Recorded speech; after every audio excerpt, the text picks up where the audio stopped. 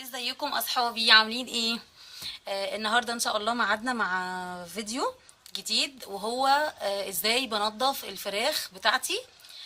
كل اجزاء الفرخه لو متقطعه او فرخه على بعضها كده صحيحه، والبانيه وكل اجزاء الفرخه. عايزه اقول لكم على حبه حاجات كده انا مجهزاها. الفراخ دي انا لسه يا دوب حطها في ميه اهو. بلبس جوانتي قبل ما اشتغل في الفراخ، قبل ما المس الفراخ، بالذات الفراخ اكتر كمان من اللحمه، لان الفراخ لا يعني فيها حاجات نتيجه التربيه والمزارع وكده، ما ينفعش تتنقل لايدينا. مجهزه كمان دقيق، ده انا مجهزاه في طبق، وملح. تمام. ممكن خل او ليمون. بس اللي انا عايزه اقوله ان انا مجهزاهم قبل ما امد ايدي في الفراخ، عشان ما تبقاش ايديا مش نظيفه حتى ولو في الجوانتي. مطرح تنظيف الفراخ وافتح العلب اللي فيها الدقيق والملح، او افتح الدواليب فتتنقل ليهم. الفراخ معلش نتعامل معاها بحرص شديد شويه. دي مصفى كده وحاطه تحتها حاجه، ودي بوله حاطه فيها الفراخ بتاعتي. خليكم معايا هقول لكم بشتغل في الفراخ ازاي. كل اللي هنعمله انا حاطه في بوله، ما بحطش الفراخ بتاعتي في الحوض مباشره، حتى لو بغسله وبنضفه بخليهم في بوله. بنفتح ميه كده بسيط، وابتدي بقى انضف كل اجزاء الفرخه. مبدئيا كده دي الكبد والقوانص، انا هشيل منها اي زوائد. مش عارفه واضحه في الكاميرا ولا لا، اهي اي زوائد نتيجه التنظيف. انا ببقى حاطه جنبي البوله اللي انا قلت لكم عليها، او الباسكت الصغير اللي انا دايما حاطاه جنبي جنب الحوض، وفيه كيس عشان اي بواقي من الحاجات دي، او اي شغل في المطبخ برضو انا بتخلص منها فيه، بيبقى انضف واسهل بكتير. مجرد ما اشيل الكيس منه وخلاص، والدنيا نتفت خالص. هنضف كده حاجه حاجه واحطهم هنا في المصفى اللي انا وريتها لكم هنا كده.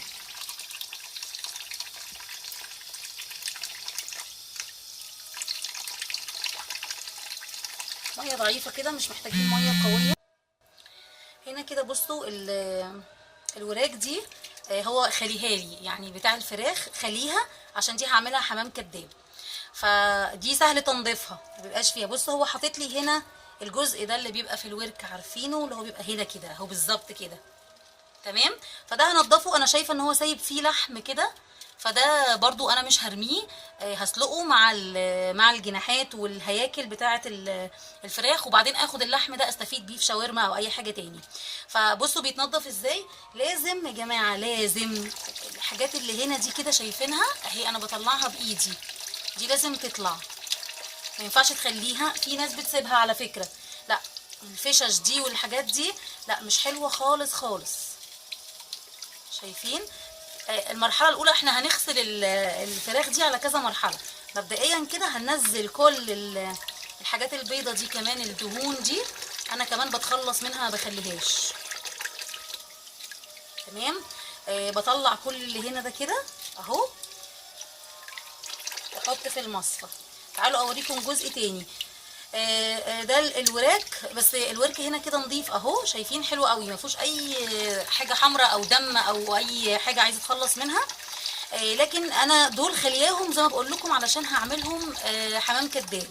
لكن في العاده لو هسلقهم يعني هحطهم في الفرن او كده، حقيقه انا بتخلص من الجلد ده، برميه خالص، يعني بخلي الفراخ من غير جلد خالص، سواء الفراخ بس انا محتاجاه علشان الحمام الكداب. تمام. تعالوا ناخد مثلا جزء زي ده اهو، ده الجناح وحته كده من القفص الصدري او الهيكل.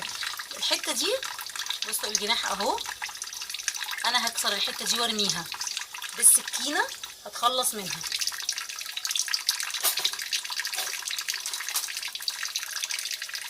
اهي. لان يا جماعه الجزء ده هو مكان الحقن، يعني لو هيحقنوا الفراخ ده الجزء اللي بتتحقن منه الفراخ اهو. وانا هتخلص منها في الزباله، وهتخلص كمان من كل الجلد ده، شايفين الجلد اللي حوالين الزور اهو، والدهون دي خالص. تمام. هنا عند العظم ده او السلسله بتاعه، شايفين هنا بيبقى فيه جزء كده اهو، شايفينه مش نضيف ازاي؟ كل ده بننضفه. تمام، كل ده بينضف اهو، بيتنضف كده اهو. بشيل كل الجلد ده، الجزء بتاع الجناح ده مش هينفع اشيل منه الجلد اهو يا جماعه.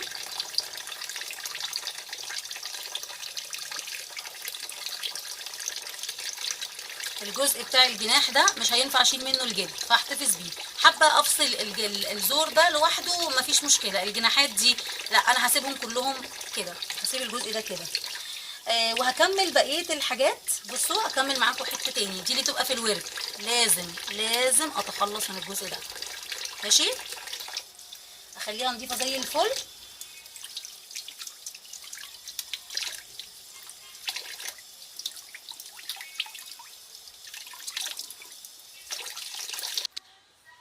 دي دلوقتي المرحله الثانيه اهي من التنظيف. خلاص انا خلصت دول. بصوا وانا بصفيها عملت جزء من الدم ازاي اهو.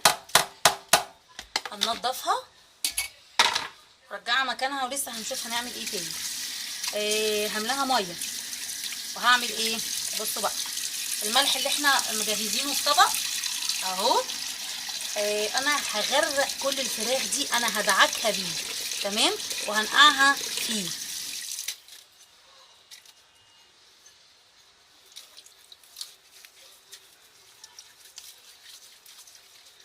وهحطها هي كمان فين.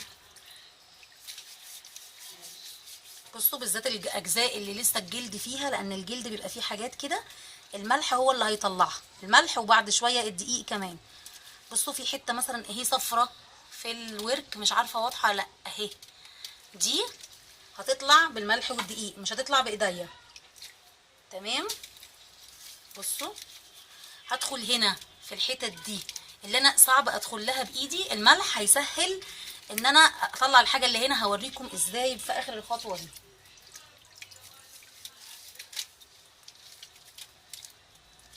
شايفين حاجات انا معرفتش اوصل لها بايدي اهي.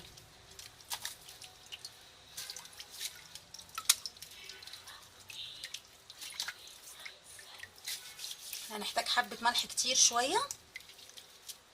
بصوا هنا في شويه ريش اهو، هشيلهم. يعني طول ما احنا شغالين كده بنظبط الفرخه كامله متكامله. بصوا الحته الصفرة دي في الجلده، في الجلد بتاع الورك اهو، مطرح العظمه. الملح اللي هيشيلها هو والدقيق زي ما انا قلت لكم، وهو بينضف الفراخ. بصوا لو في حاجات لسه فيها جلد زي كده، انا بدخل تحت الجلد الملح كمان. معلش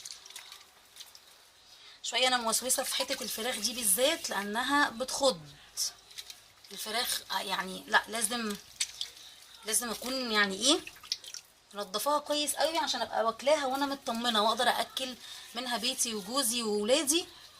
وانا اكل منها لازم ابقى مطمنه لها في التنظيف. هكمل الخطوه دي، هعملها كلها بالملح واجيلكم. جينا الخطوه مهمه جدا. انا كده اهي الفراخ دعكاها بملح، مش هسيبها كتير، كلها دعكاها بالملح. هسيبها كده هنا، هفضيها في مكاني. هطلع ده اشطف بس الادوات اللي انا كنت شغاله بيها دي، المصفى اهي. تمام،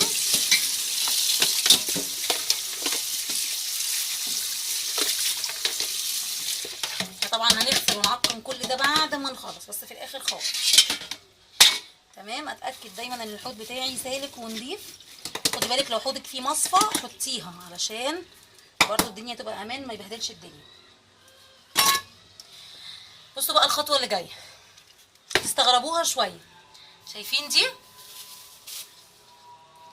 فرشه سنان؟ ايوه، بجيبها الحقيقه لون مميز شويه، عن لون مختلف عن الفرش اللي بشتغل بيها في المطبخ، عشان ابقى معلماها يعني. انا بستخدمها في تنظيف الفراخ. الحتت اللي انا معرفتش اجيبها بايدي زي ما انتم شفتوا كده، انا بشتغلها بالفرشه. ازاي؟ بصوا بعد ما بخلص وانضف بيها، هنشوف مع بعض ازاي انا بعقمها بنفس طريقه تعقيم لفت المواعين اللي انا عملت عنها فيديو قبل كده. اللي ما شافش الفيديو انا هحط له اللينك بتاعه تحت الفيديو ده. بعقمها وبدخلها الميكروويف وبعمل فيها كل الخطوات. تمام. بعد ما بتخلص وبتنشف خالص في كيس عادي من اللي بنحط فيه الخضار والحاجه، بدخلها جواه. اوبس سوري يا جماعه. بدخلها جواه، بلفها فيه كده، يعني بدخل الفرشه كده، هقول لكم كده، والفها اغطيها كلها، وببقى حطاها في الباب بتاع الفريزر، في باب الفريزر، عشان ما اسمحش لاي ميكروبات تنشط فيها. في التفريز بيمنع اي ميكروبات، خدوا بالكم درجه البروده العاليه دي او درجه الحراره القليله العكس. ودي بستخدمها بس في الفراخ، بس في الفراخ يا جماعه. تعالوا اوريكم طريقتي فيها. بصوا كده برضو ميه، بالذات في الاجزاء اللي فيها ايه، اللي فيها عظم كده. بصوا الملح هينزل زفاره وينزل دم منها كتير. بصوا انا هعمل كده اهو، شايفين الفرشه طلعت ايه؟ ايديا وصوابعي ما كانتش هينفع تجيبه. شايفين يا جماعه الدم ده اهو اهو، وهي لسه في الملح. تمام. بصوا الحته دي اهي، شايفين الفرشه طلعت ايه؟ الجزء ده اللي هو فيه زي سلسله كده، والجزء ده اهو. مش بعمل بيها اللحم عشان ما اهريش اللحم بتاعي. الحاجات البيضه دي كلها انا هشيلها، ودي كده انا بتخلص منها ما بخليهاش اهي.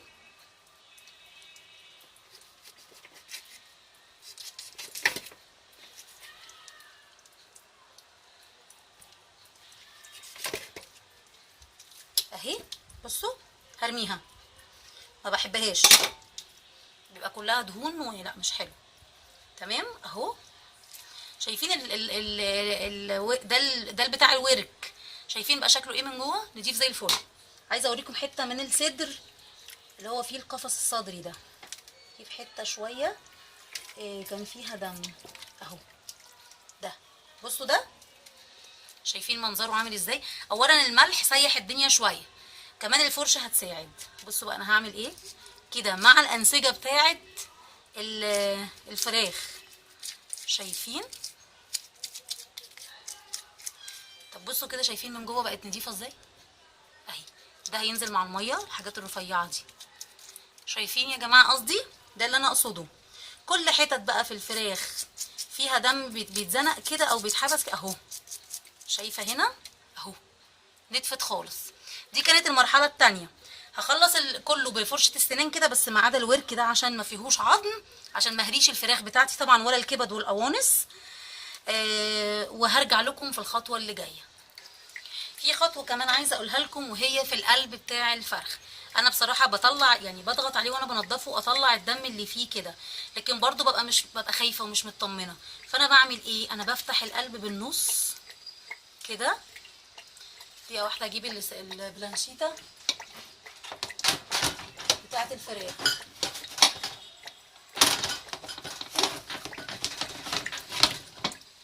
بصوا كده